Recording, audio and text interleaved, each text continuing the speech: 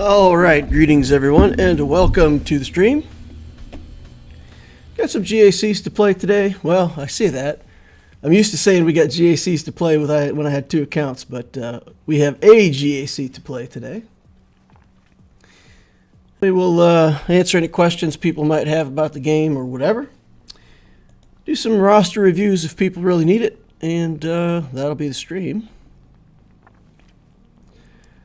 So if you guys got any questions, let me know. If you need a roster review, let me know.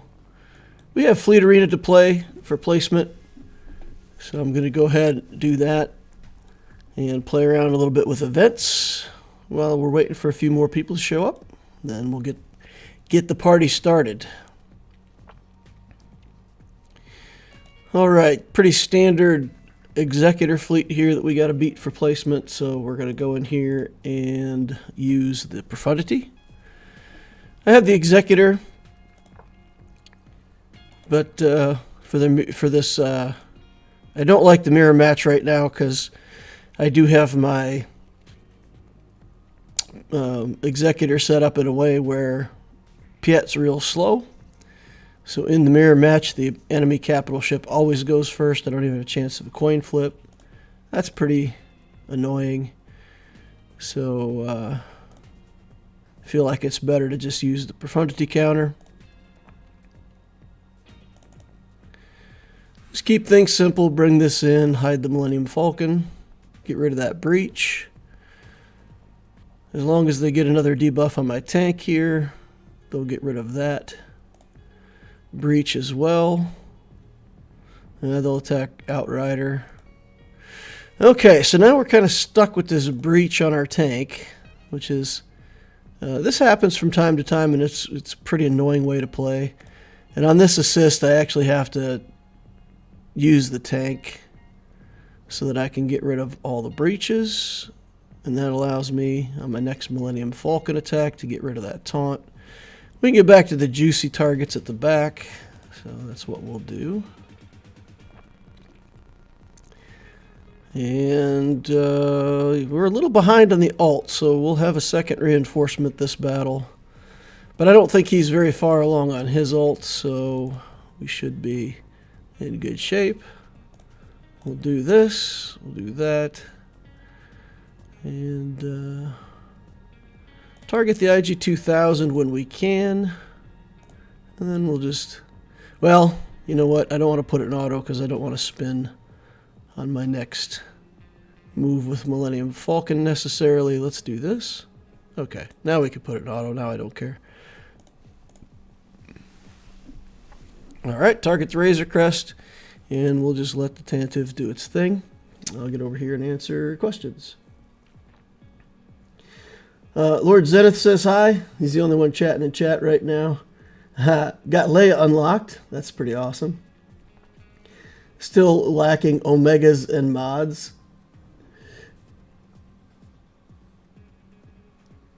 You want to flex your roster? Well, give me your ally code, and we'll take a look at our. We'll flex your roster for you on stream. You said you're missing Omegas? So does that mean you can't put Zetas on because you're missing the Omegas?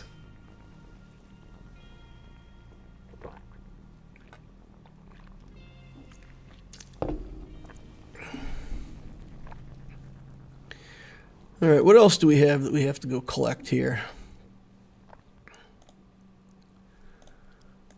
We still got to do squad battle to get our daily quests complete. We could practice against Leia.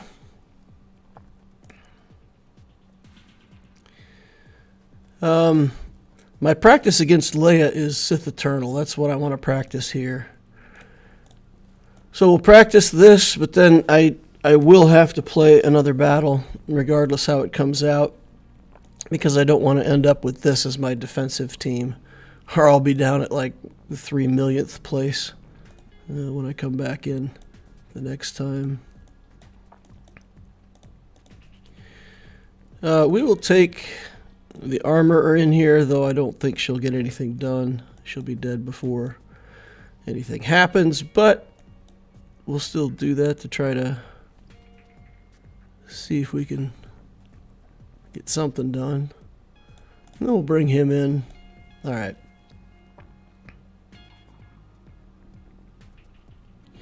She does prevent me from using a Datacron, though. Well, let's kick her out, put something else in, and get a Datacron instead. I think that's better. And what do we have that we could use for a Datacron in our squad arena? Protection, defense, health, steel, health. Sure, why not? Take that one. Even though it's technically a trooper one.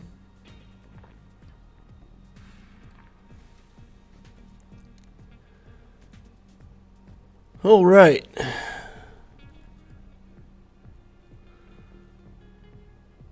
Oh, man.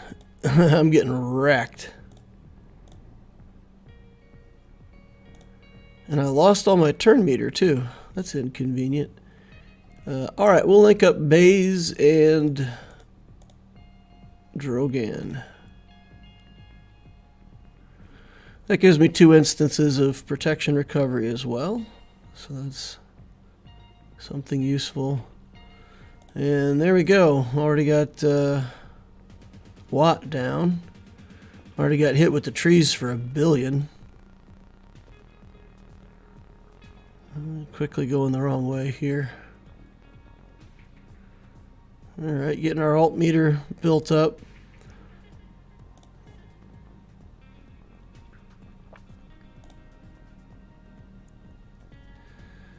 Okay, wasting some time with our Sith Marauder here. That's good. Okay. So now we got the alt up.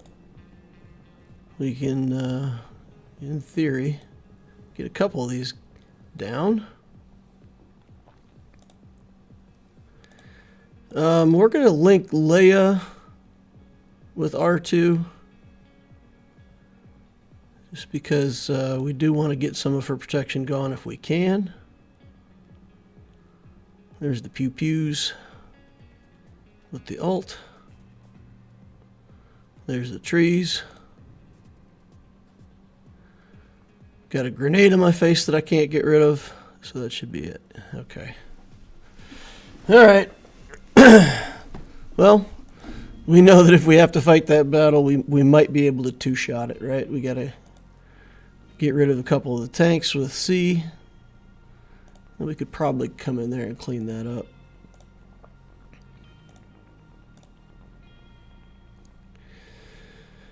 Okay, I just got to get my own Leia. We got to get our own Leia, right? Let's see. So, let's take a look at Zenith here.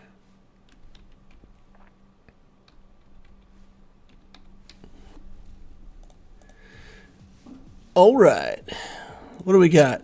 5.9 million galactic power, 2 foreign ships, 3 foreign characters. Galactic War Battles won 5,300, so that's a year and 3 months or so. So nice. That's like just over a year old, and got Leia already. It's fantastic. Executor 7 stars, Malevolence and Negotiator both 5 stars. Although Kenobi's looking kind of sad. I know he takes a ton of Carbantes, but we can get Carbantes now out of the raid store at a really good value. So I think it'd be worth working on Kenobi. We've got Grievous at Gear 11 with the passive maxed, so that's fine. I don't mind that, but I do think Kenobi could use some help.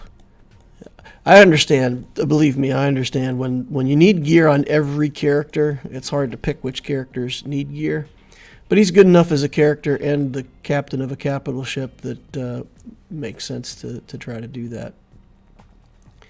Okay, we got Jedi Master Luke still working on his alt. So now basically we've got both Leia and her alt to go before we come back to Luke's alt, right? Or at least I'm making that assumption, but we got Leia unlocked. And we'll probably build her alt. Okay, 3 GLs at a year. That's a year, a year and a couple months. That's pretty impressive. So Executor right into Jabba, Master Luke, and then followed that up with Leia. Cool. So with Leia, we've got Drogan, R2, probably. Are we using Mon Mothma? What? Well, you know what? We could probably go out and see what he's got in Squad Arena and see the team. Okay, so he's using Drogan, R2, and then just Han Chewie. Fair enough. Nice team. And do you have the Datacron for Drogan? Oh, look at that, man. Look at you. And the Drogan Datacron to go with it. Nice. Okay. Let's take a look at your speed then. See how you're doing on the mod game. The mods are 725 to 1. 336 speed on Bushi Leia with 170% potency. Interesting. You may want to look for more potency. I don't know how you feel about it, but maybe a potency cross down here. 25 speed with offense main stats pretty good, and that's hard to give up, right? So, yeah. Good enough, though. I mean, if you're using her with the Jabba team and you have her all kitted out, that's nice. 333 on Bosk. That's a pretty quick Bosk. See if we got some protection here. Yeah, check that out. Nice protection stats. That's well done. Nice looking Bosk there. Now let's take a look at Mara Jade. See if she got her over 330 speed. 328. That's pretty close. That puts her almost at 400 someday when you get Star Killer. Interesting. Okay. So now we see the mods starting to drop off a little bit. You're making good choices with your mods, though. Like this one, 17 speed, 3 rolls, you took it to blue. That's what I do, too. And then calibrate a couple times, and if I never get that 4th speed roll, then I just leave it at blue. 20 speed. This one, obviously, you keep working on.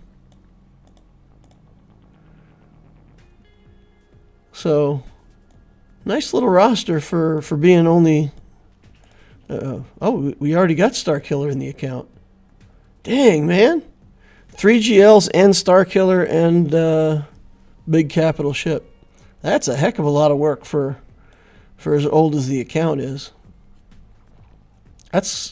There you go. There's your flex. That's really impressive for the age of the account. Well done. Well done. I mean, the only thing I see in here that I really feel like is a...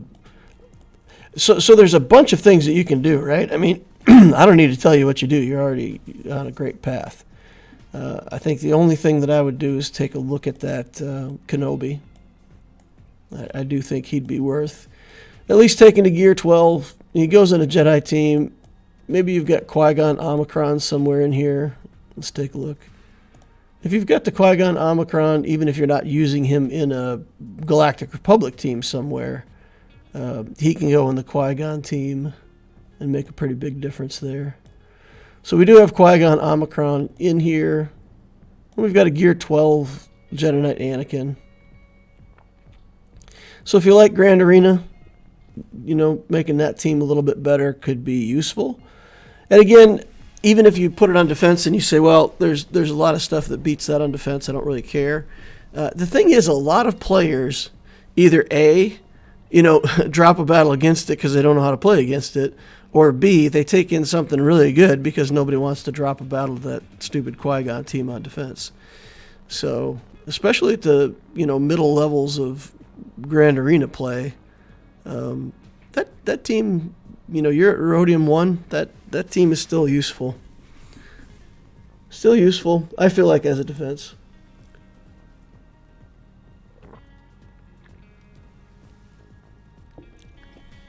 Jython says, hey DL, looks like I'll get 2 holds with my Gear 12 Geos in GAC.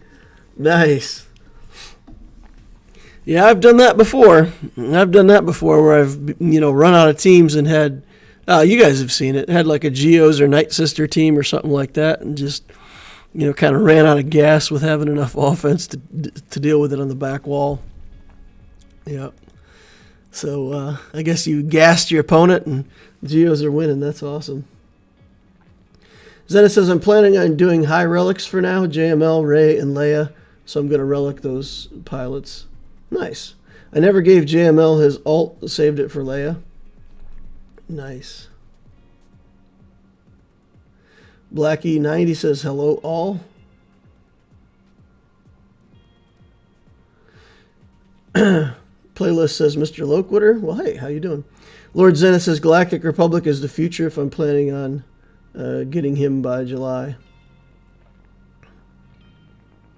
JMK. Yeah. Okay. Yeah, JMK. JMK would be a nice next move. How's your Watt Tambor?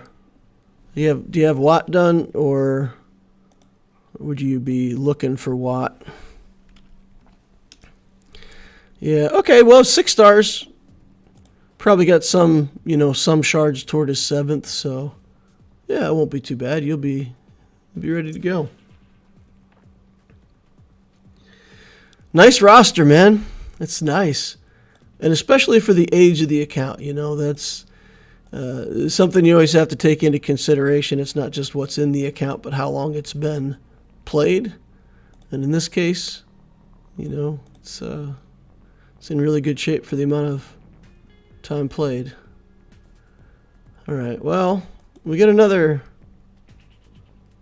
standard executor to beat, so I'll just take in my standard profundity again. And then we'll go back to squad arena, and we'll just put the JMK team back on defense, and I probably won't actually play a match. And then we'll get into the grand arena, and we'll take a look. Blackie says, I reached Kyber 1 for the first time. I have 6 GLs, but Rey doesn't have the ult in this round. Well, congrats on getting to Kyber 1. The border between Kyber 1 and Kyber 2 is kind of a war zone. It's it's a very competitive area. Most of the people in Kyber 1 are the ones that really have everything. And the people who are at the top of Kyber 2 are the ones that are close to having everything and are, better players. So it's very competitive. The top of Kyber 2, bottom of Kyber 1, it's like super competitive. And then once you get into Kyber 1, you'll start fighting people with, the defenses where they just put down like massive amounts of stuff on defense because they have all of the, non-GL counters for everything. So they just put down like 5 GLs and Malgus and all of the good stuff on defense. And then if you don't have enough roster to deal with that and also have a defense of your own, then they win.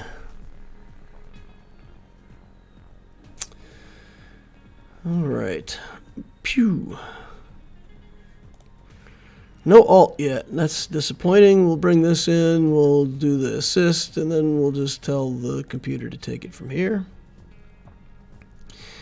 We'll have the ult next time the capital ship goes, so this is pretty much a guaranteed win at this point. I shouldn't say that, because as soon as I do, something weird will happen. They'll get the contract and, whatever. All right. Nothing weird happened. We're good.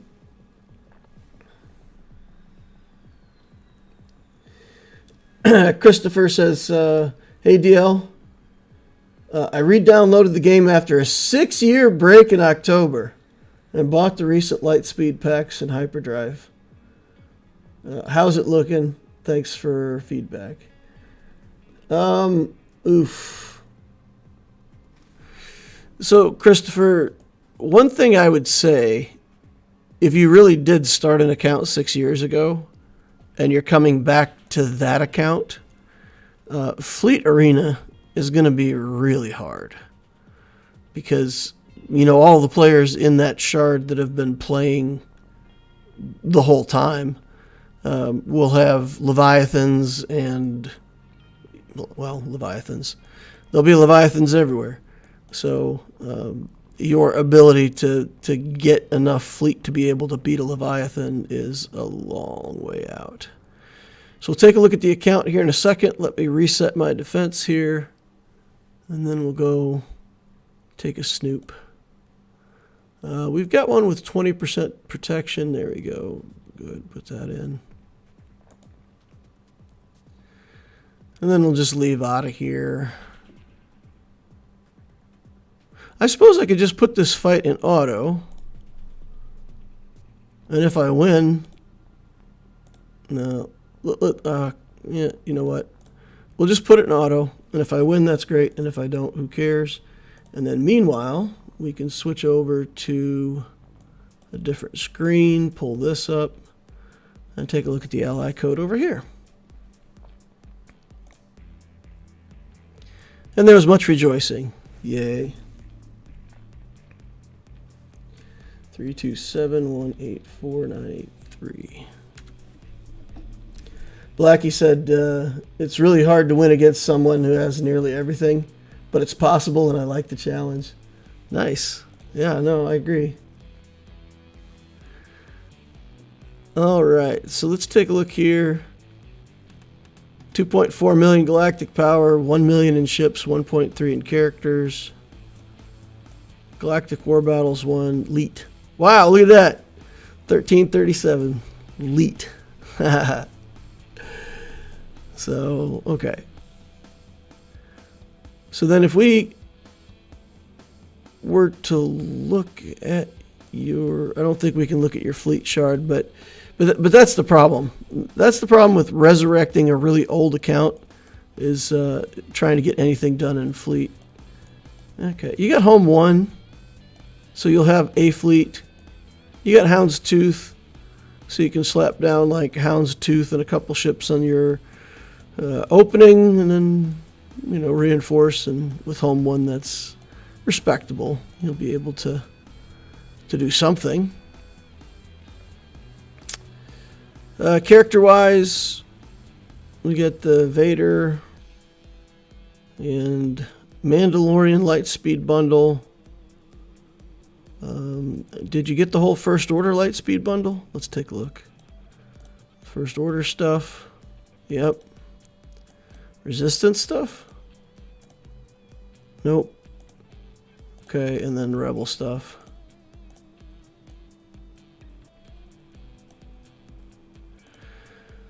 Alright, so I mean, you've got a good start. I still think the thing that you have to do with this account, there's a lot going on. You got to get the First Order shuttle up and running, or... okay, so you already got the command shuttle from the other pack or whatever. Yeah, so you'll be able to get SLKR. That's fine. But fleet-wise, I would still sort through the journey, figure out what you need for fleet, and go for Executor. I wouldn't pick another big journey on this account. Obviously, finish out SLKR and do your thing over there. But I would definitely be working my way to Executor on this account as the first big journey. If you're caught up farming ships, which I don't think you will be, right? We've got almost everything that we need for Executor already done. Where's the Empire Imperial TIE Bomber? So that's probably the one that holds you up. So you might have to farm the TIE Bomber twice a day, for example. Double farm it, refresh the node once for 25, farm it a second time to speed up your route into Executor. And then once you get Executor, you can actually compete with everything up to and including a Leviathan, establish your fleet placement, and then you're good to go. But I would still make that the priority.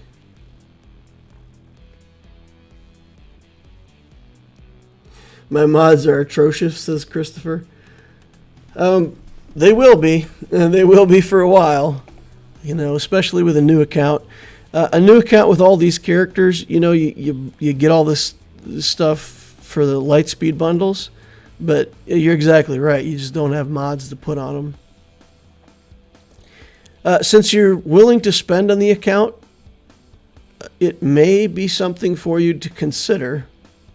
But I used to spend $100 a month on my first account that I ever played, and I did that so that I could do 6 refreshes on mods every day.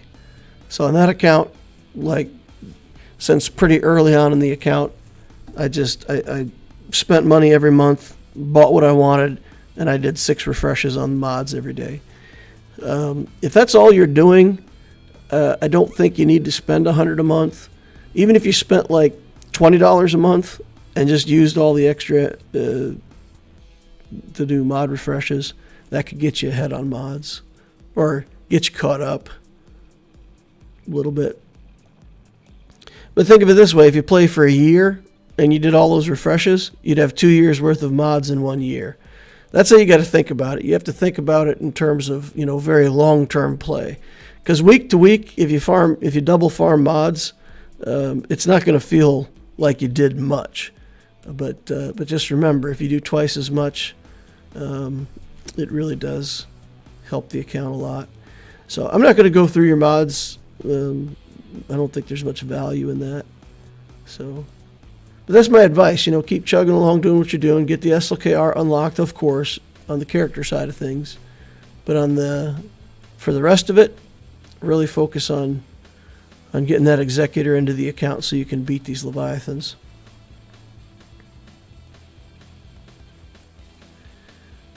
All right. Let's get back to the main account. What do you think? Is there a Lightspeed bundle coming for Lord Vader? I don't think so. So there's 3 rounds of GLs, right? So SLKR and Rey were the first round. Sith Eternal and JML were the second round. And then Lord Vader and JMK were the third round. So I for sure don't see that we're going to get something for Lord Vader if we haven't already seen something for, the middle 2, for the Sith Eternal and the JML. So no, I don't think there'll be anything for Lord Vader. Although there is a possibility that they would put out a Bad Batch. So they put this ship into the game, and it's a really good ship, but a lot of people don't have the Bad Batch to run it. So to get this Marauder up and running, I think a lot of people would buy a Bad Batch pack if they put it out. So they might do something like they did with the Mandalorian, 5 characters for $20 or $29 or whatever they're going to put it at. But it would be wise of them to monetize this being in the game by offering a Bad Batch pack. So here you go, Inquisitors. For everybody who's watching this now or watches it later, farm this ship. Put that on rotation for your fleet for your daily farms. Get this ship up and running. Because if they ever do offer that Bad Batch pack, and you can have this ship already ready to go, that'll be a huge value in terms of the characters and also getting them in this ship. So, yeah, think about that. I'm definitely farming it up. I'm not in a hurry, so I'm just farming it every day. There was an event for it that gave us some extra shards already for it, so I started off with some in the bank, which is nice. But yeah, over time I'll have that at 7 stars, even if my Bad Batch are still, complete garbage. 5 stars, level 1, trash. And obviously, your question was about Lord Vader, so if they do that, being able to buy that whole Bad Batch team would be a big step toward Lord Vader. Dank Ideal says hello.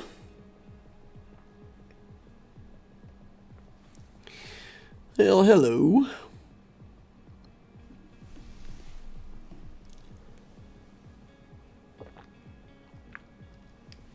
All right, let's take a look at this Grand Arena. I have one more fleet battle I could fight. We've still got time. We still haven't hit our payout.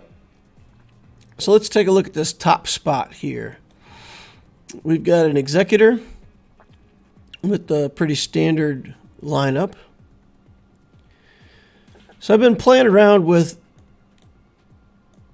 using the Executor this way with the Slave 1 in it. And it's okay. I mean, it's okay. It's not fantastic. This version of it with the IG-2000, when it works, this version of it works a lot better. But if they randomly just attack the IG-2000, it can get me into trouble with this fleet setup because I give them a whole bunch of extra turn meter with the IG-2000. But that's what we'll take in to try to see if we can establish our top placement here in fleet today.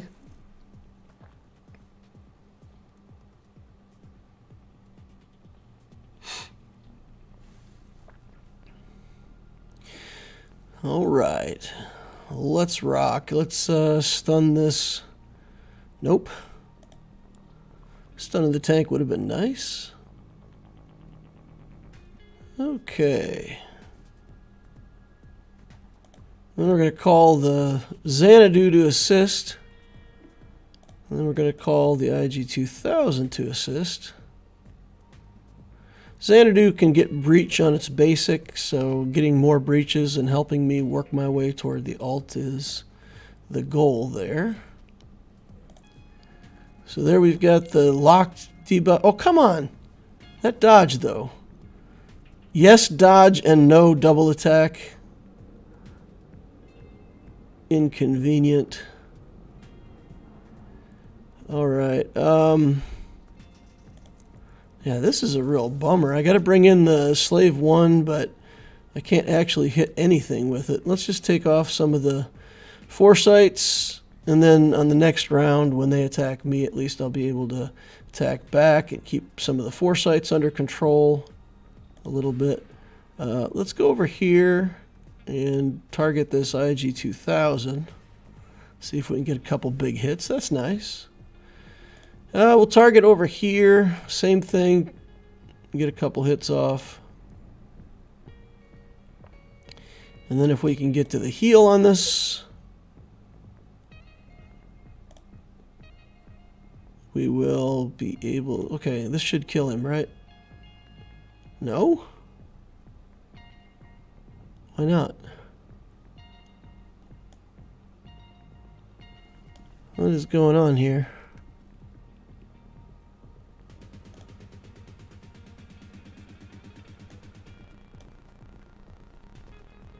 $19 stacks, huh?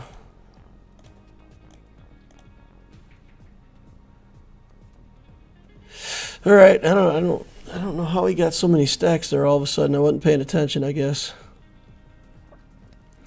Losing my capital ship now. We should be in good shape, though.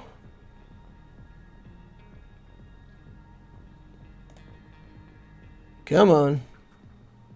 We'll target over here. Give him the target lock if we can. All right, 2 hits. And then just got to finish off this Marauder. Reinforcement coming in. Darth Vader. That's inconvenient. Tons of stuns.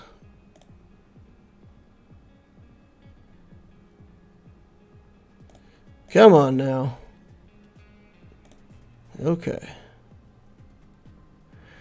He gets healed up.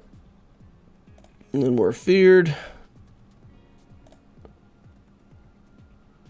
But this should do it. Bonk. All right. Victory. Okay. Number 1 in fleet for the day. As long as nobody beats us in the next 11 minutes. There is a guy in my fleet that just plays like 24/7. He's constantly in fleet playing. It wouldn't surprise me if he comes in and kicks me out of top place. It's so annoying. He doesn't even have the same payout as I do. And there's days like today where I'm number 1 and this guy is like, let's see, he'll be in there like number 5 or something. Where is he? Oh man, he's all the way down at number 8. Okay. Well, there we go. Maybe he won't beat me today. But yeah, he goes to the top of the fleet, and it's not even his payout, and he'll knock me out of the number 1 spot just because he can. I swear he spends like, I don't know, a couple hundred crystals and refreshes every day, so he can play like 22 fleet arena battles. Seems really efficient. You know, if you guys don't know, the only time you ever need to play or place or be anywhere is during your payout window. So you take a high place during your payout window, and then you just let other people have it for the other 23 hours of the game. All right, so my opponent for today, 10.6 million galactic power. His name is Deadman. Their name's Deadman. Vader's Fist. And the guild name is Never Tell Me the Mods. So, of course, I instantly had to title the stream, The Mods Are 725 to 1, so that I could exactly tell him the mods. It's the Don't Tell Me What Not to Do stream. You guys know how it is. Galactic War Battles won 34,000 Galactic War Battles won. So this guy's been playing pretty much since the start of the game. 6-star Leviathan is in here. And honestly, if he put it on defense, I'm probably done. He's already played. He's already cleared 3 out of the 4 zones. He's got Executor at 7 stars, Profundity 7 stars, Leviathan at 6 stars, Malevolence Negotiator, all of the toys.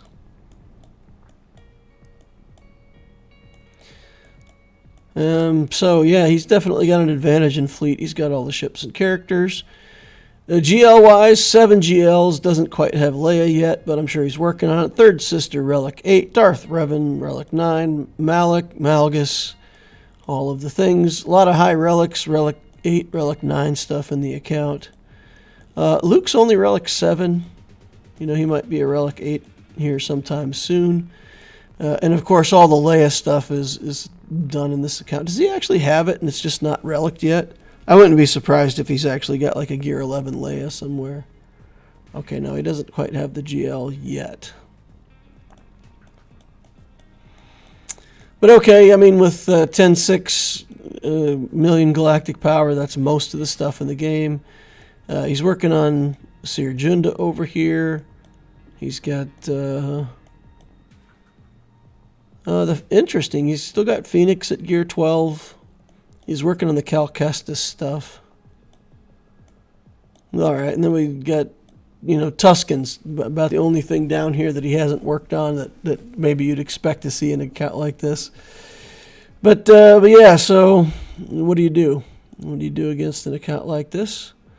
Try your best, right? Alright, Second Sister, fastest non-GL character in the account, 329. Not very impressive if that's your fastest non-GL character, right? We expect more. Here you got a Thrawn with 316. And these mod sets are like just randomly whatever. Trying to make him fast. Moff Gideon here, Relic 1. Moff Gideon, one of the fastest characters in the game. 310 speed. So for somebody who's been playing this long and has this much stuff in their account, they have really ignored the mod minigame. And we knew that, right? We could have guessed it by his guild name, right? So never tell me the mods. James Donahoe says Merry Christmas and then corrects it to Happy Holidays. Don't want to get canceled.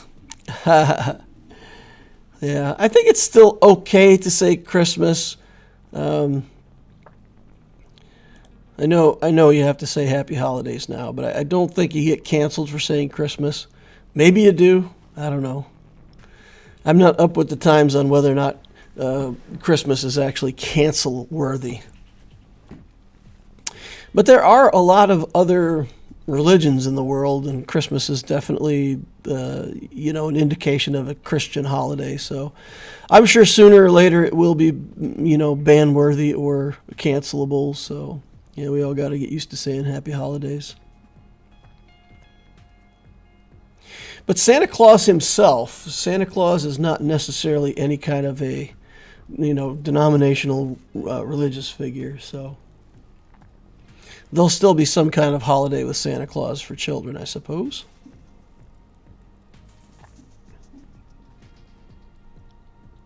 James Donahoe says, I got screamed at yesterday for saying Christmas. Wow. From an old lady. Lord of Stone says, personally fine with either. People are way too sensitive now.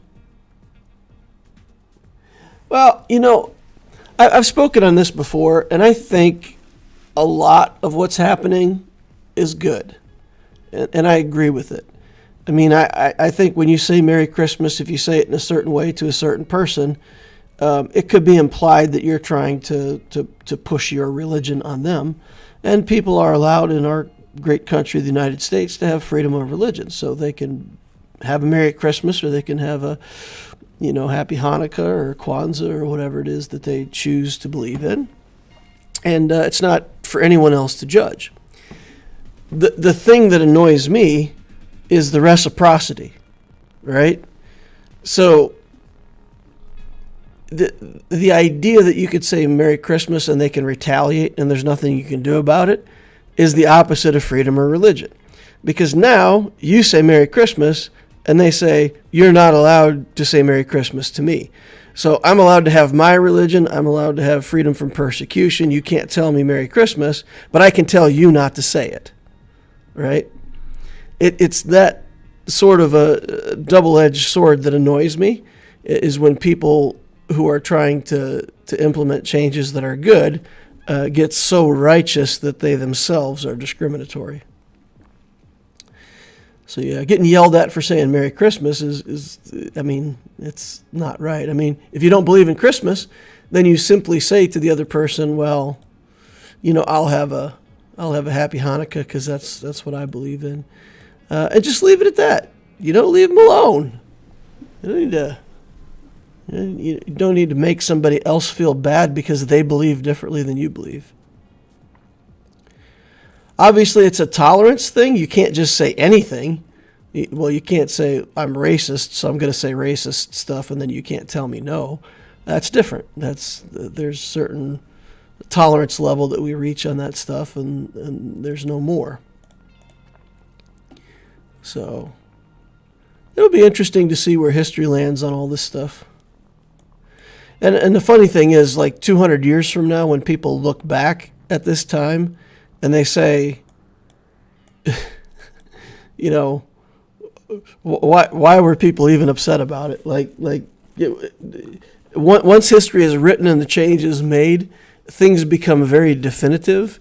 And you look back and you go, well, how did we ever argue about that? How could we have allowed that?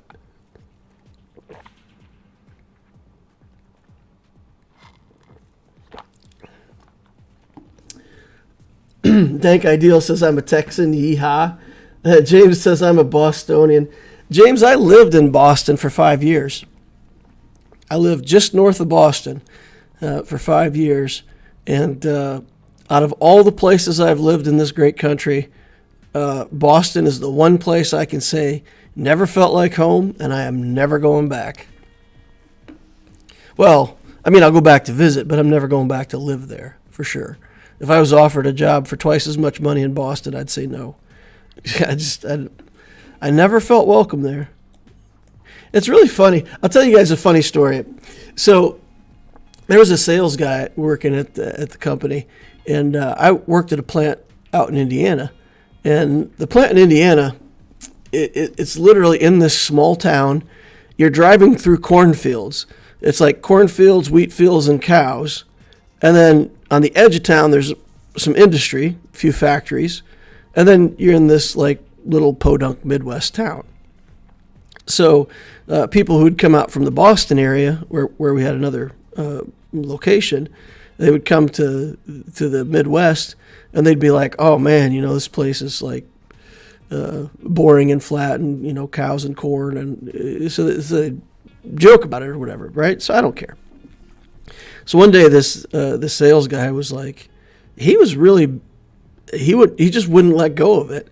He's like, yeah, well, at least we're not in Indiana, we're not we don't have to look across the street and see cows. And he's just like, after a while, and I said, hey, I spent 10 years out in Indiana, right? You remember that. Just because I'm here in Boston now doesn't mean that I'm from here. And he just went for it again. And he's like, well, my family's got a storied name, and we've been here in the Northeast for 11 generations, and like blah, blah, blah, whatever. And I just looked at him deadpan, and I said, look, it's not my fault. It's not my problem that your ancestors were too much of cowards to get in a wagon and go west and get free land. That's not my issue. And man, he was like, well, what do you? Yeah, well, I mean, hey, they stayed here. They landed on the shore and never moved. That takes a lot of courage, But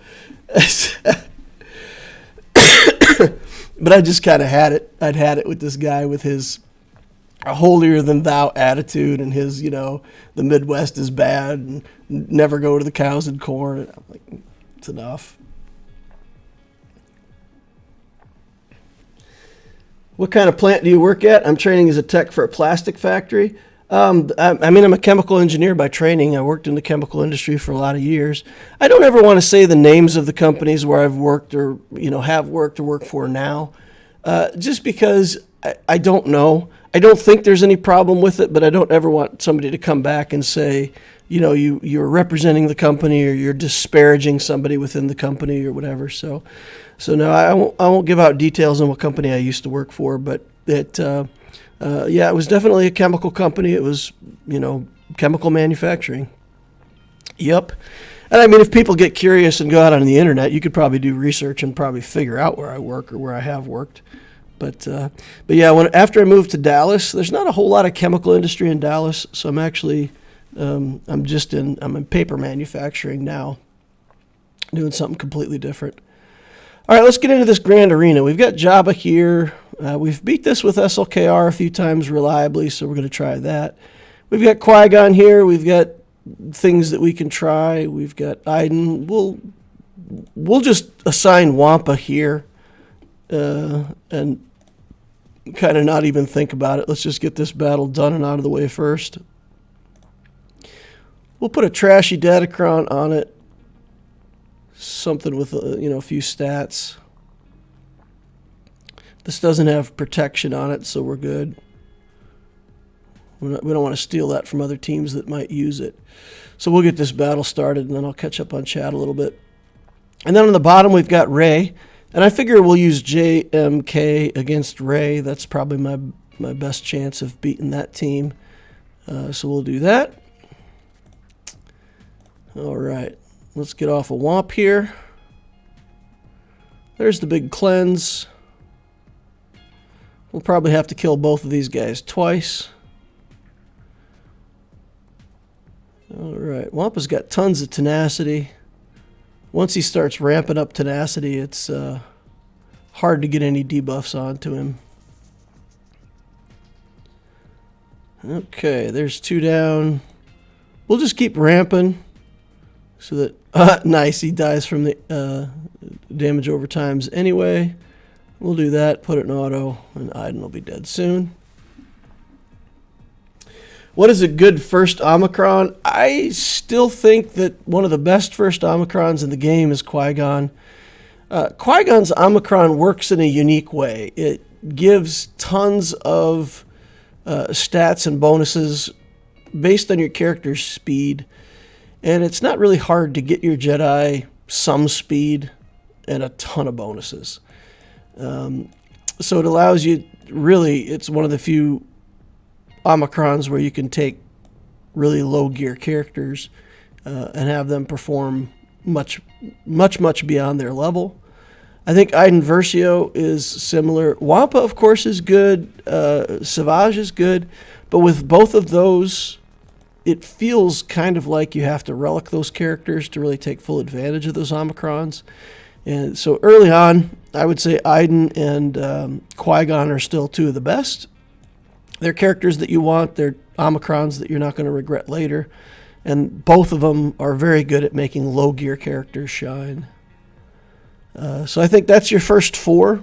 Still, my opinion is Qui-Gon, Iden, then Wampa and Savage as your first four Grand Arena Omicrons. Mara Jade's pretty fantastic for Territory Wars.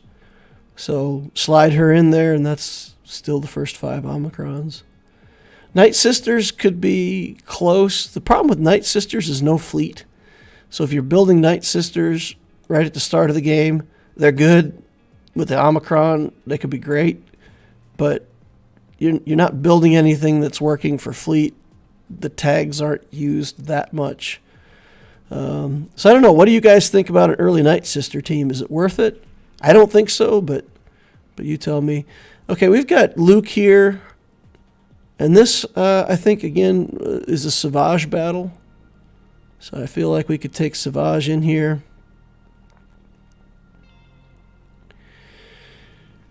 And then we got First Order, Geos. This week in Trooper. And my opponent did full clear for 2,000. So dropped a few battles here and there, but full cleared for 2,000. I think what's going to happen is I'm going to see fleets. There's going to be a Leviathan there that I can't beat, and we'll just be done with this Grand Arena because I just don't. Without the Executor on offense, I just don't have something that can reliably beat that Leviathan. So at that point, I think we're just done. So, yeah, if we reveal the Leviathan on fleets, then battle's over. All right, again, same thing here. We'll put a Trashacron on Savage because you can use one, but I don't really need it.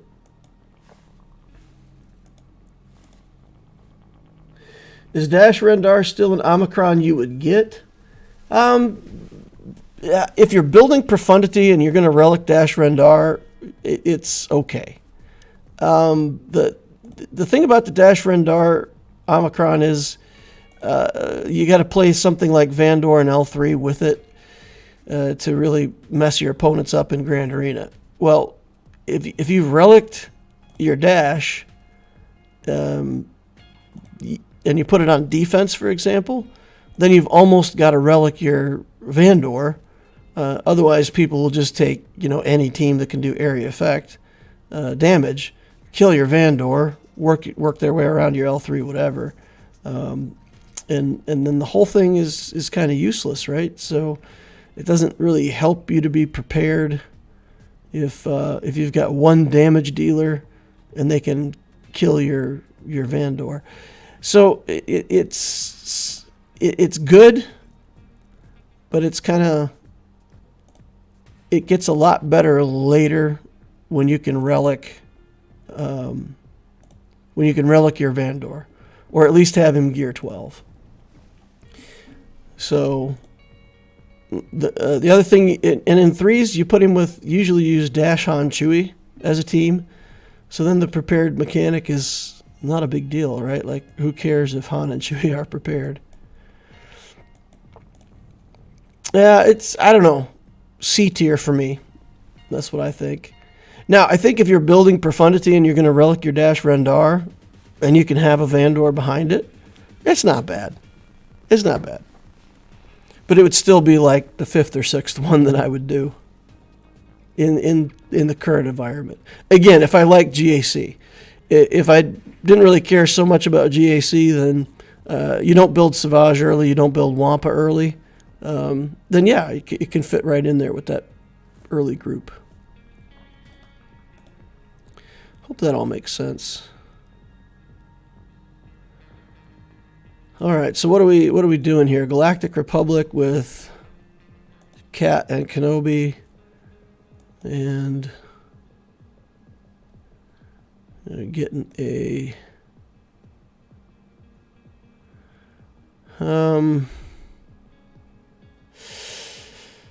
Ton of armor penetration, light side allies, scoundrel allies, can ability block. That's kind of a waste of that one. This is Hut Cartel dark side characters. This is light side rebel attacks. Defense, protection, crit damage, health. I like the big fat stack of health against Rey. That's not bad. The 20% protection I want to use for JML, but I can. There's another Datacron in here with like 18%, so I could just use that one instead. So we'll just take stats and work on these guys.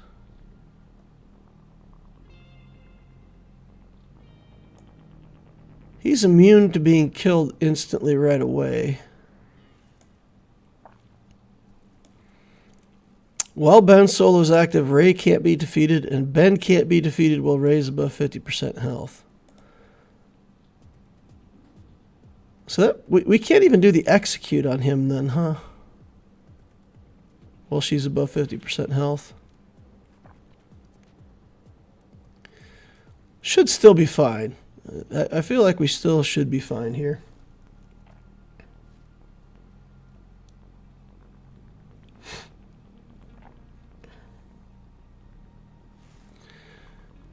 Okay.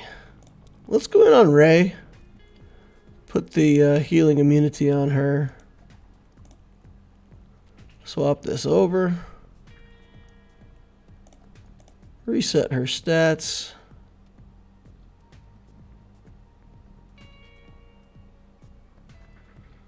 Okay. Let's go all in on Rey, see if we can get her below half-life. Probably not. Too much lifeblood. Okay. Just keep wasting time. Try to get the buff immunity onto her again. Or the healing immunity, I mean. Okay, Kenobi lives through the whirlwind. She's not in her ult yet, so that's okay.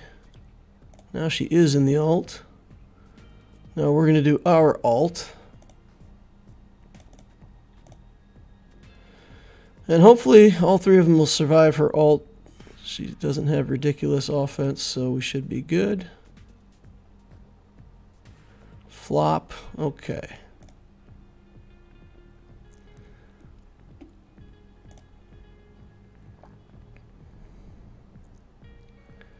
Just got to convince Rey to go below half here.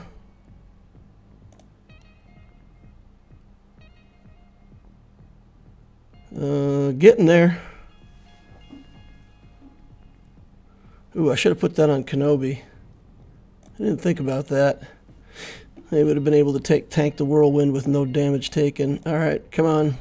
Get Rey below half. Got to get her down. Okay, there we go. Popped. Get him out of here. Okay.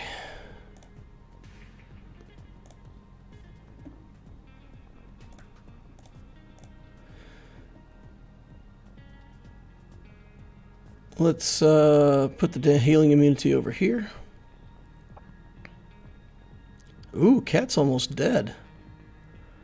That is not fantastic. All right, we're losing. We're losing it. Oh, oh, Rey. That's my... man, I messed that up.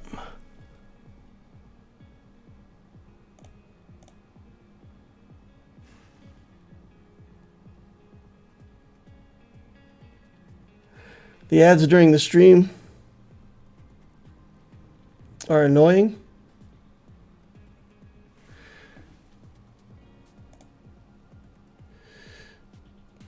Well, sorry for that.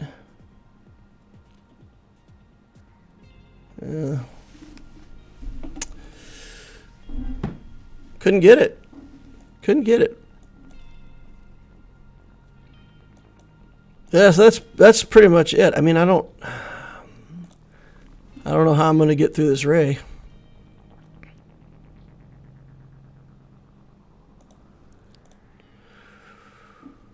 We could take Sith Eternal in there, but he's just gonna lose.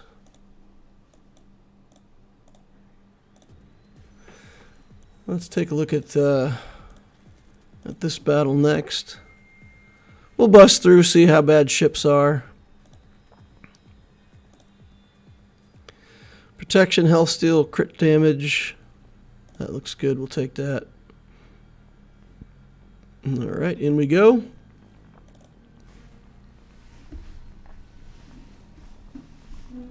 Lord of Stone says, what adds? Guys, honestly, I don't have it set up to run ads. So there's a feature that you can pick that asks if you want to automatically place ads as you go along. Now, the system is horrible. Like it puts an ad every 6 minutes. It's ridiculous. Okay. But if that's launching ads in the middle of the stream, I certainly don't have it set up to do that.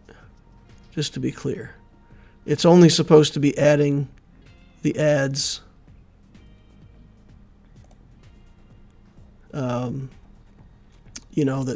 that show up after the stream's done, or when you're rewatching the stream. But maybe there's something I don't know. Man, I'm losing this battle too.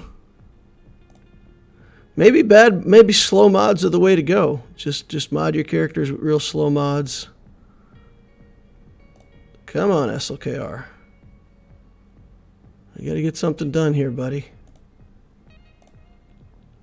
There we go. All right. Managed that taunt finally. Got that out of here. Now we should be good. Should be able to just auto it from here because it's just ramping damage till we kill Jabba at this point.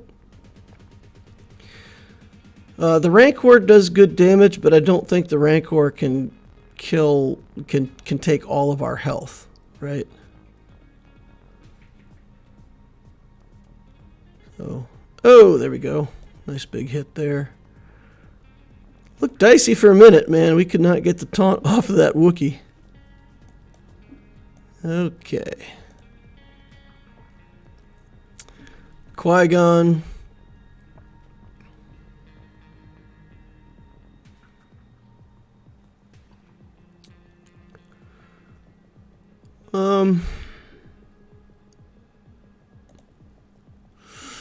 We can ray this. We can do several things there. We could Radis, use the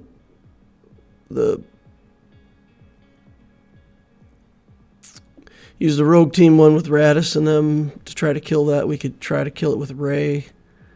I think what we're going to do, though, first, we're going to take JML back here. And we're going to see if there's any kind of Jedi team where we can work our way through this Rey. So we're going to take, like, 3 of our best Jedi. We're going to take a really good Datacron if we can find one. Something decent here. Defense, accuracy, health. If we had something with a little more like crit damage or something, I might like that better. Where's our protection cron? There's the 18% protection cron. Probably just want to use that one here, right? Just soup up our protection with JML. All right, and then we're just going to get in here and throw damage and see if we can manage to work our way through her. SLKR is probably the most fun GL for me, so much damage. It is a good chunk of damage. All right. So let's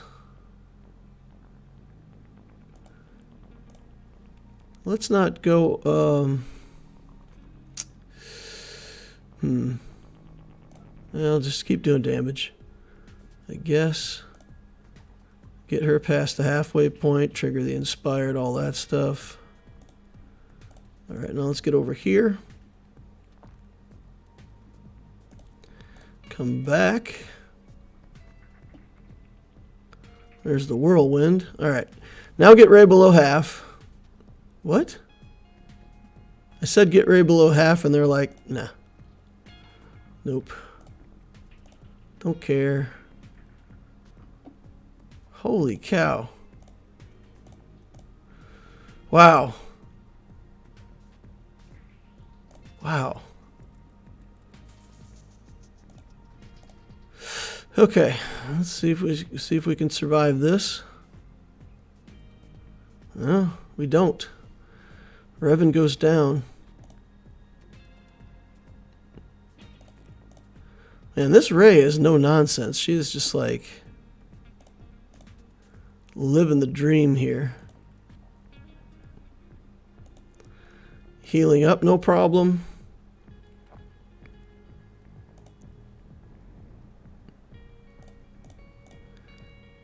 All right. What?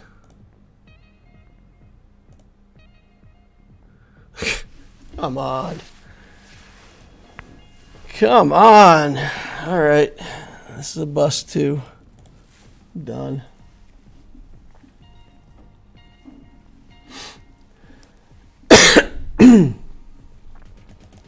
The Rey must be modded fine.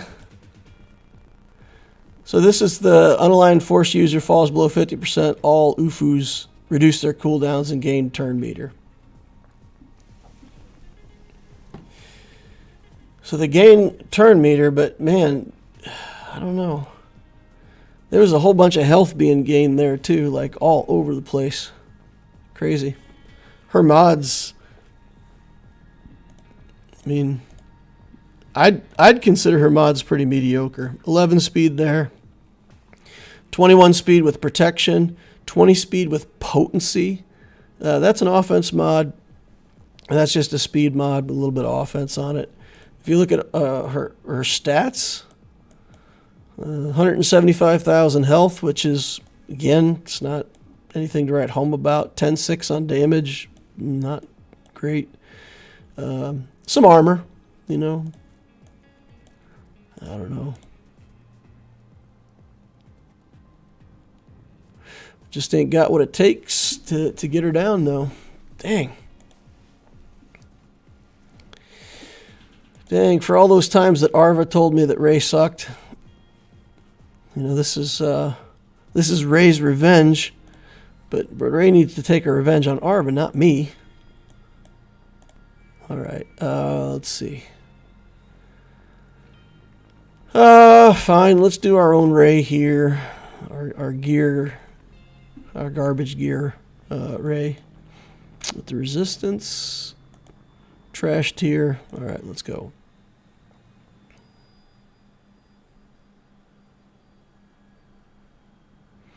Let's fight. You're not even modded that good? How is she so thick?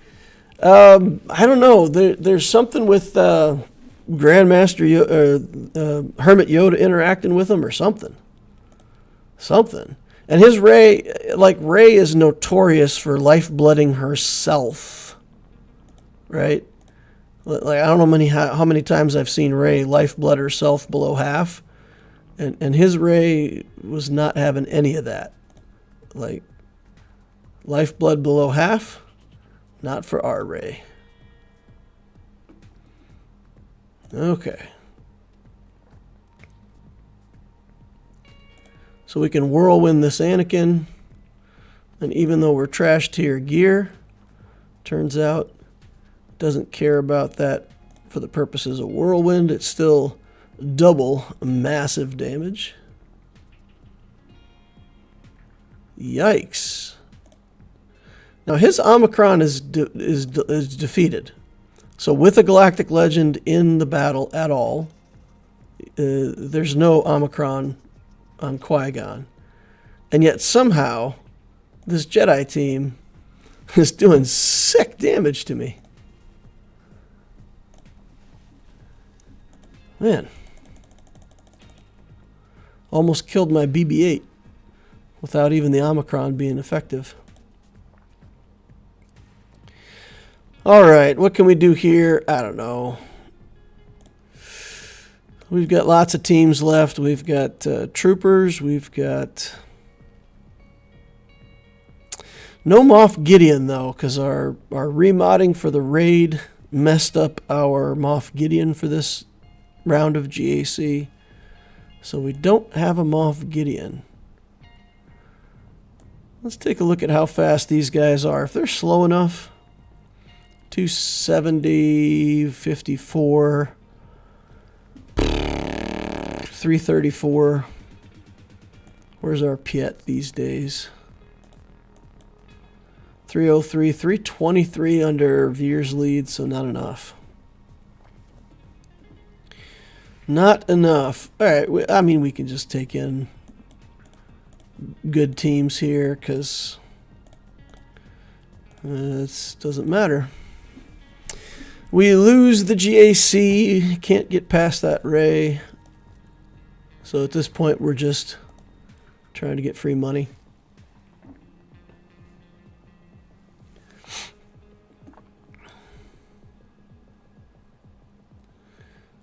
All right, counterattacks incoming.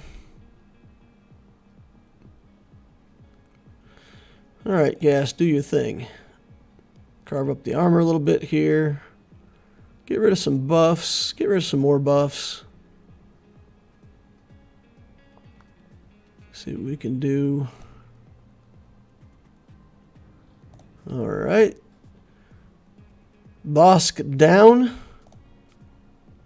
My Gas is chunky. Look at him. He's having none of it. All right. He's not going to sit down the whole combat. Damage over times don't matter. Pass over the turret here. Oh, nice. No bounty hunters resolve because gas. All right, let's use our own bounty hunters here for fun. We will do... who's got a good contract that we can get? This is a good contract.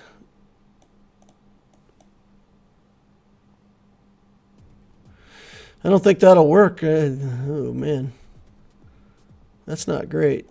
What is Grief's contract? His contract's pretty bad, right? Grief's contract. Attack out of turn 20 times. Ooh, that's a lot. That's a lot. But we'll get there eventually with this team, right? Because 3, 6, 7... We'll get there eventually.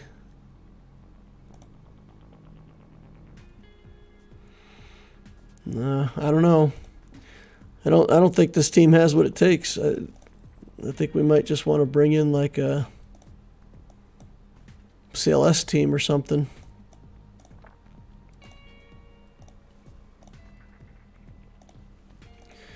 And get it done.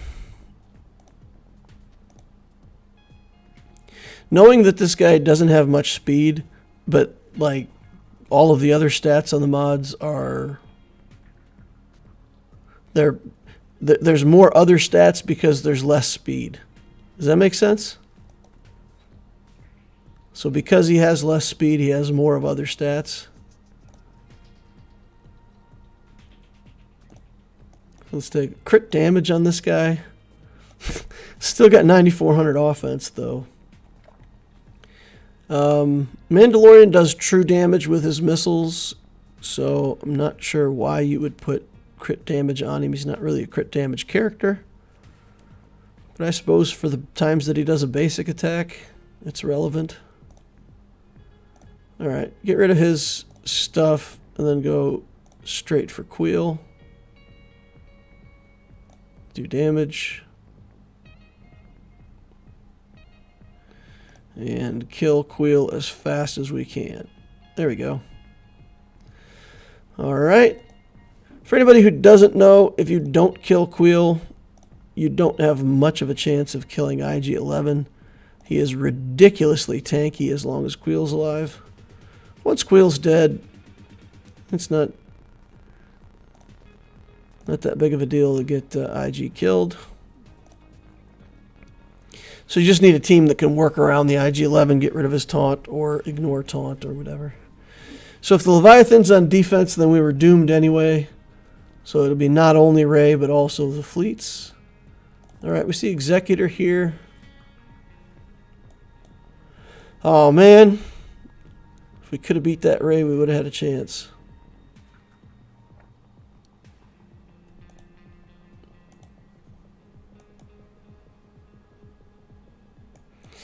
Is there anything we can do against this? I mean, we have Sith Eternal. So that's the other thing we can do. I mean, we can throw the Sith Eternal in there. And again, you know, what are we going to use him for if not this? Is there anything that I can put in here that's stand up to a whirlwind? I mean, I can put in this tank.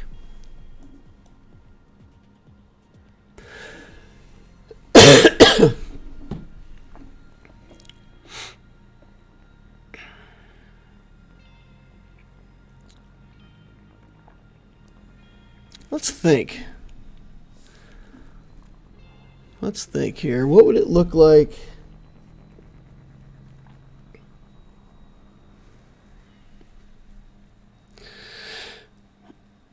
What I really need with Sith Eternal is just to go fast enough that I can get the healing immunity debuffs off myself. So we want the healing debuff off as soon as we can. That's what kills me in this matchup.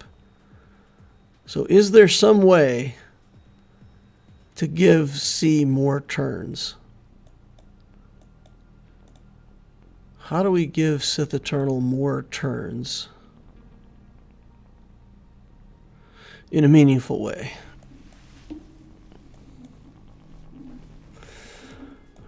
How do we accelerate the battle? Or I suppose the other thing would be removing turn meter from them. I could remove turn meter from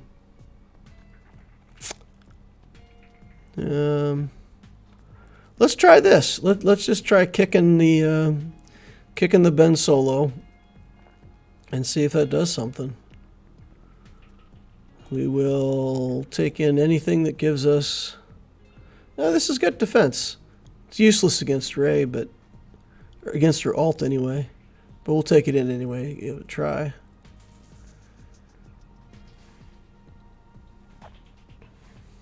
Star Killer? Yeah, unfortunately I do not have Star Killer. I thought about putting Armorer in here, and then, you know, theoretically we could put in the Armorer and then use like the weapon tech off of Wat Tambor to give more turns to Sith Eternal. Okay, there goes Rey with more lifeblood. There's the Whirlwind taken out Thrawn right away.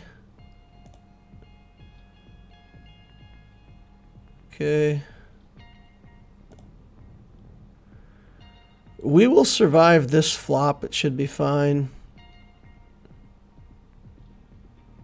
Okay. Now let's do... yeah, let's redo this. That'll give us 2 turns. It'll get us closer to getting the healing immunity off of ourselves. We'll take the ult, and then we should lose the healing immunity.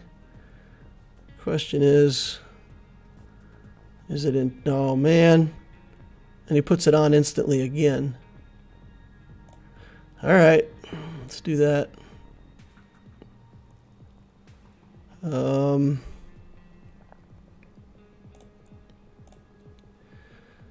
I guess we can...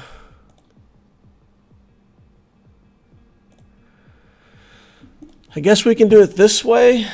I'm not sure if that's useful or not.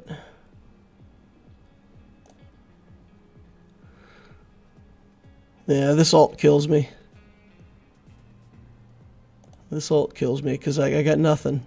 and I've got the healing immunity on me. Man, Ray for the win. Ray for the win. All right, and here we got troopers, but they're not fast enough, so I'll take them in to see if I can make it work, but I just don't think Piet's fast enough, right? So we're only 323 on this guy right now. And Gideon's got no mods. Nothing. So this would be an easy battle if Gideon had mods, but without Gideon, we're done. We got nothing here. So what can we do? Let's experiment with Starkiller. Let's see if there's something we can kill Starkiller with. All right, here's what we're going to try. We're going to try a crazy bounty hunter team. We're going to put in Fennec and try to cleanse the debuffs. We'll probably be stunned and it'll all be a moot point. But let's try it. Let's try it. Again, it's just for experimentation purposes to figure out maybe something that'll work in the future. All right. Debuffs all over the place. More debuffs. Oof! Don't kill my Fennec. Don't kill my Fennec, bro. Oh. You killed my Fennec, bro. Oh, yeah, out. That was quick and definitive. All right. Let's clean up what money we can and get out of this GAC.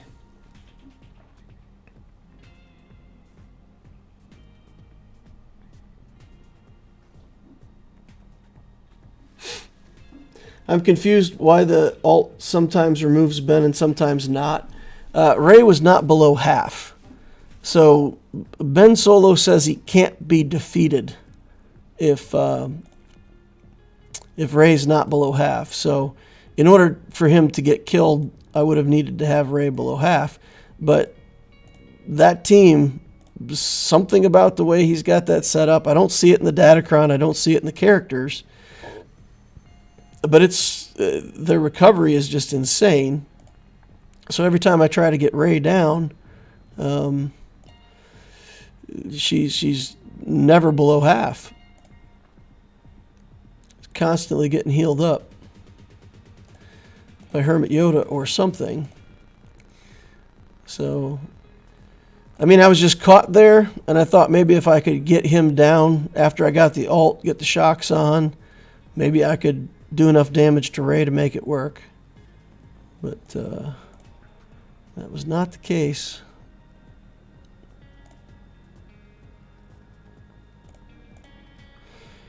Mercilessly killed. Yeah, because I can. Right, so the ultimate just prevents revive when she's below half. Well, the ultimate prevents damage. So if she's in the ultimate and you do the instant defeat, that still works if she's below half. All right, we'll use the troopers here, clean this up, and then go see about ships. See what we can do in ships. Again, we'll do ships for practice. Always need to practice. Do I have GG? My Grievous is on defense. So what I try to do with my Grievous, I try to have Grievous on defense in the front zone and then Iden behind. So that if my opponent looks at it and goes, oh, super easy Wampa kill, then I can have Iden on the back row. And hopefully that makes Iden harder to deal with once they've already thrown away their Wampa. All right. I don't know. We've got other stuff, but we're just gonna leave that alone.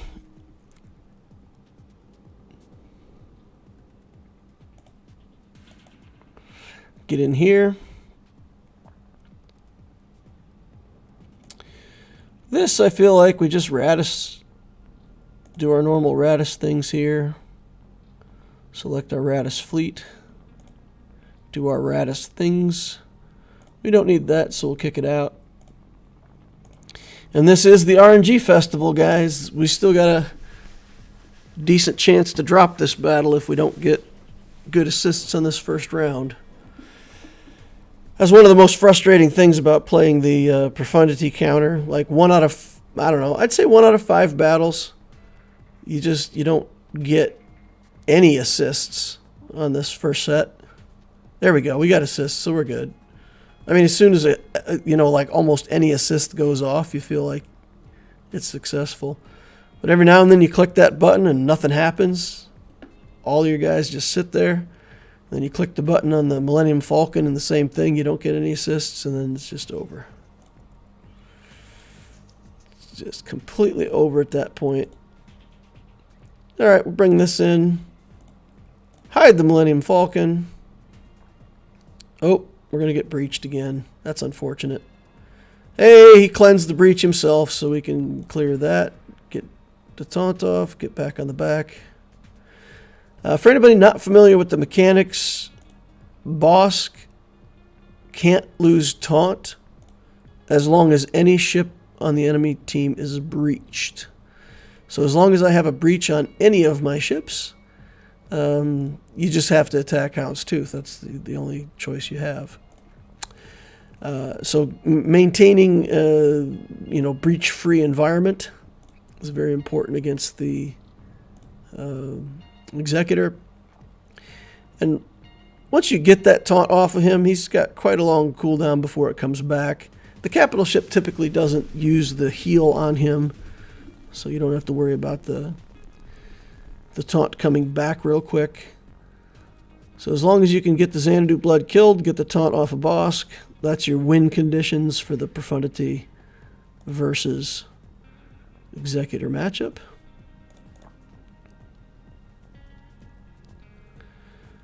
Well, probably didn't need to bring in reinforcements there. Could have kept it in manual. The risk is that we just get, we lose more banners because we got more ships on the field, so that's not ideal. So here we have a breach on one of our guys, and we can never get rid of the taunt. All right, looks like we're going to get protection back on everybody. 71 banners. Take it. All right.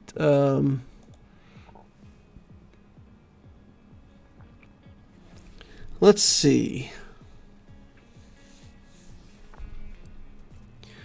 Let's do the finalizer against the Radis fleet, and then we can do the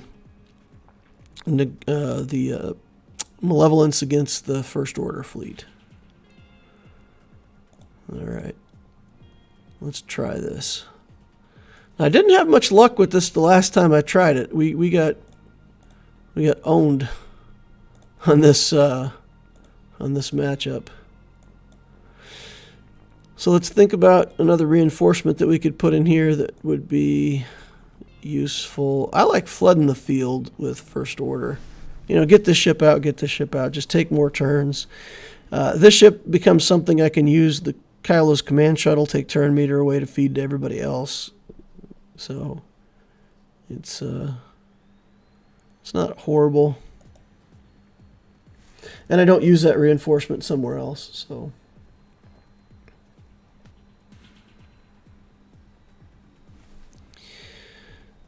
Okay. Let's put the missile over here.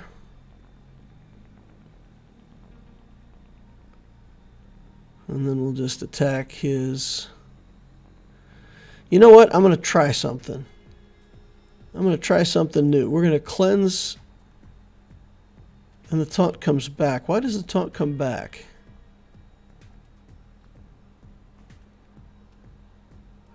Why does the taunt come back?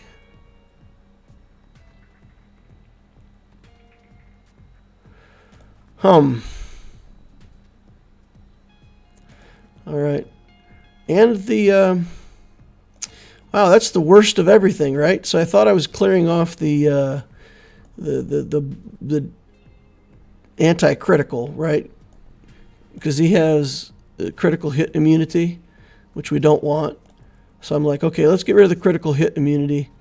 And it got regenerated already. And we are going to take a huge AoE from Ray right here. Yeah, ouch. That was massive. Okay. Let's just straight up give him another turn. See if there's anything. Nope. Yeah. True to form. You know, I said last time we didn't have such a good matchup against the Ray fleet. And here we're losing it again. I guess with that critical hit immunity, I just can't play the First Order here. That's just too strong, because First Order has to crit. The TIE Silencer does massive crits. And if he can't crit, then it's pretty much game over. Interesting. Interesting.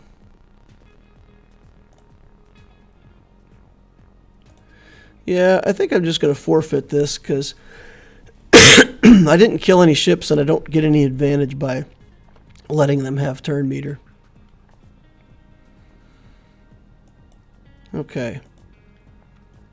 We've still got our own Radis, so we can try it in reverse and see what happens. So let's take the final or the Malevolence here, see if we can clean this up, and then see if we can reverse it and do First Order versus Radis up top. See what that gets us. All right. Remember when Leviathan came out and was called meta-defining and every fleet could kill it on defense? And it couldn't beat Profundity on offense?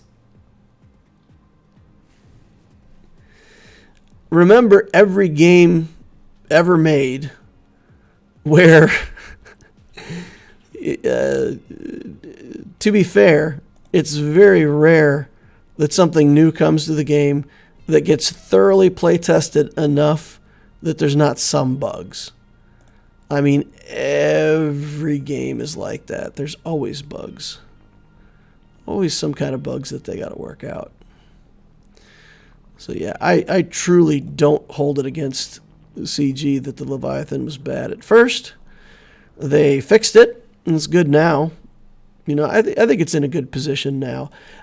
Actually, this is where I want a fleet to be. Right? I want it to be where it's definitely good, right? It's better than most of what else is out there, but it's not unbeatable. You know, you don't have a completely unbeatable fleet either. So it gives hope to people that they can actually counter it without having to play the mirror match. So I like it. I think it's in a good place, to be honest. And I think it is meta-defining. I think it is the new big thing. Because it's, better on defense than either the Profundity or the Executor. It loses to less things.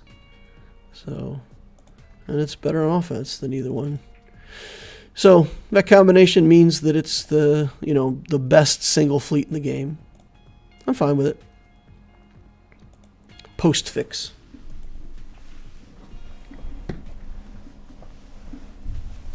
I'm also fine with Lord Vader, you know. As many people as complain about Lord Vader and still complain about him, I've always thought it's okay. It's acceptable. He's at an acceptable power level. He's not unbeatable, but man, he can be a pain in the butt. And if you're willing to put Third Sister with him, it can be really, really rough. All right, let's see if we can make the same thing work. And if the First Order fleet does something different against us, maybe we'll learn how to counter the Radis next time. All right, let's see. What do we got here? Missile on the tank. Okay. And then, I mean, this is what he did to me, right? Okay. Recover protection, gain deflector shields. This is tenacity up and deflector shields. So let's do, I think that's what the first skill he did against me. Then spin move here so that we can do a big area effect next.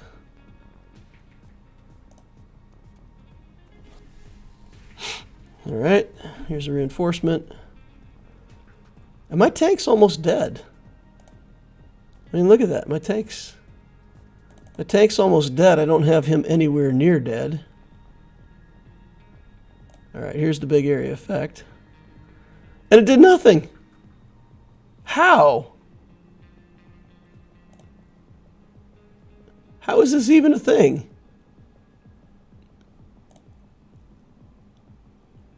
We can't even kill his tank. Look at this. Look at this. Can't even kill his tank. All right, tank's finally down. Well, now we're going to lose our... Oh, we didn't. I thought we were going to lose our X-Wing. Oh, there we go. We lost it. Son of a gun. I mean, it's not like his characters are different than mine. We've got the same... the basic relic levels and everything on our fleets.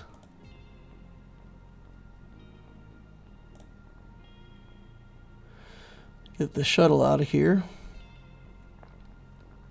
Yeah, with this reinforcement, it's over, right? We're not going to get this done because, wow. All right, so where the heck? You know what? I think I know what the difference is. I think I know what the difference is. Yeah, I think the capital ship doesn't get the critical hit immunity skill until 7 stars on the Radis capital ship. That's the difference. Let's go take a look at this. See if I'm right. Because we never had the critical hit immunity. Or at least I didn't see it. So here's a 5-star Radis. So when we do these skills...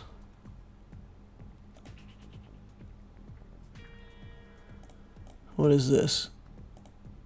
Protection recovery, turn meter, all resistance gain, deflection. Okay, none of that. At the start of the battle, deflector shield, critical hit immunity for 2 turns. Whenever a resistance ally loses foresight,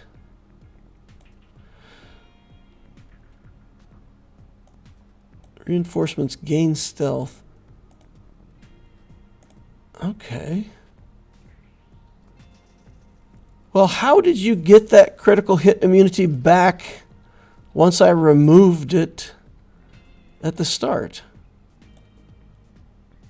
Cheeky buggers. Remove 10% turn meter, evasion down, concussion mines. All right. Recover health, gain taunt, call assist. Damage penalty is removed. At the start of the battle, Star is immune to critical hits for 1 turn. Gains taunt. If an ally with deflector shields receives damage from an enemy, gains taunt. Taunt. Dispel. Oh, okay. Whenever Star Fortress gains foresight, it dispels it and gains critical hit immunity for 2 turns. Okay. So we had to give foresight to the tank, which it would then dispel and get critical hit immunity. Okay. So that's what happened. Somebody gave him foresight. So the foresight came from what?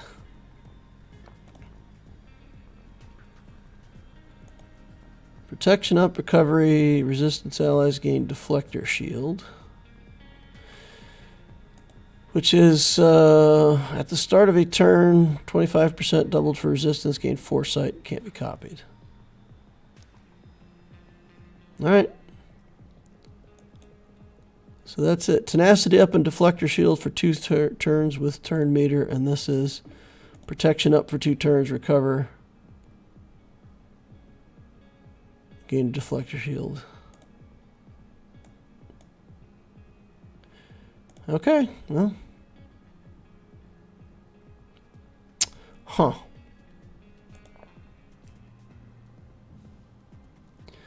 Learned something new today. Learned something new. Okay. Well, guys, that's gonna be it for this GAC. And I don't see any more questions over in chat, so it looks like 2 losses. So, yeah, well, hopefully we can pull it out in the 3rd round and not have it be an 0-3 week. I don't mind going 1-2 so much, but I really kind of don't want to go 0-3. That would be inconvenient. So let's look forward to winning the 3rd round tomorrow. Let's hope that's the case. All right, y'all. Thanks for coming and hanging out with me. I appreciate all of you. Remember all the likes and subscribes. Hit that like button on the way out if you didn't hit it on the way in. Subscribe to see more of my videos. Notification bell tells you when I'm doing my live streams. And, of course, we got a good Discord community. You can click on the link down below or up above. It's a great place for newer players, mid-game players trying to learn how to play the game. We got a good crew of people that are willing to help out, so hope to see you all over there. Thank you all for coming and hanging out with me today. Let's see if we can get a win tomorrow, and I'll see you in that holocron.